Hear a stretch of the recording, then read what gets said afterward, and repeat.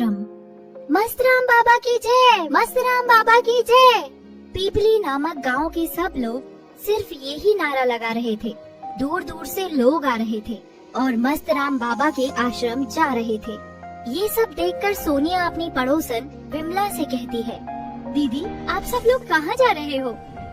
अरे तुझे नहीं पता, हमारे गांव के आश्रम में बहुत प्रसिद्ध और तपस्वी बाबा मस्त राम आए हैं। क्या बाबा मस्त राम? ये कौन से बाबा है जिनका नाम भी इतना अतरंगी है?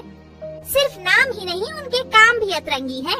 हमारे गांव की सभी गरीब बच्चियों को उन्होंने नौकरी दिलवाई है अपने आश्रम में, और जिन औरतों के बच्चे नहीं होते थे, बाबा की कृपा से सबके आज बच्चे हैं। अच्छा, इतने चमत्कारी बाबा है?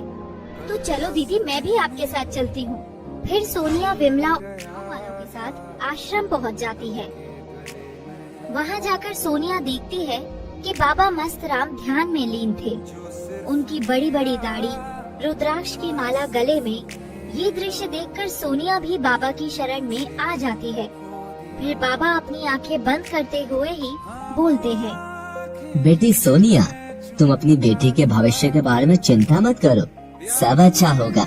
बस उसे हमारे पास लेकर आना, हम उसे भी आशीर्वाद दे देंगे। बाबा आपको कैसे पता मेरा नाम? और मैंने आपको अपनी समस्या बताई भी नहीं, और आपने उसे दूर भी कर दिया। आपकी जय हो बाबा। फिर सोनिया विमला के साथ घर चलने लगती है और रास्ते में उनसे बोलती है, दीदी आपका बहुत बहुत शुक्रिया, आपने मुझे बाबा से मिलवाया। वो सच में बहुत तपस्वी है, बिना कुछ बोले ही मन की बात जान लेते हैं।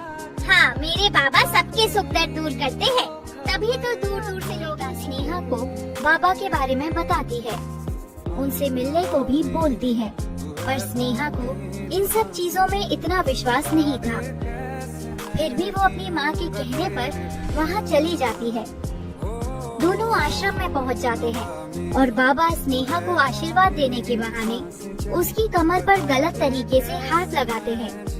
स्नेहा को ये बिल्कुल पसंद नहीं आता और वो वहाँ से गुस्से में चली जाती है।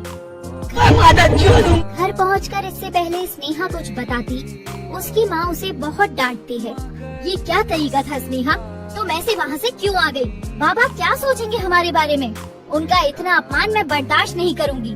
तुझे कल ही उनसे माफी मांगनी होगी। पर माँ, पर वर्क कुछ नहीं, चलना है मतलब चलना है, समझी? अगले दिन फिर से सोनिया अपनी बेटी को लेकर बाबा के पास पहुँच जाती है। बाबा इसे माफ कर दो, इससे गलती हो गई, ये अभी नादान है।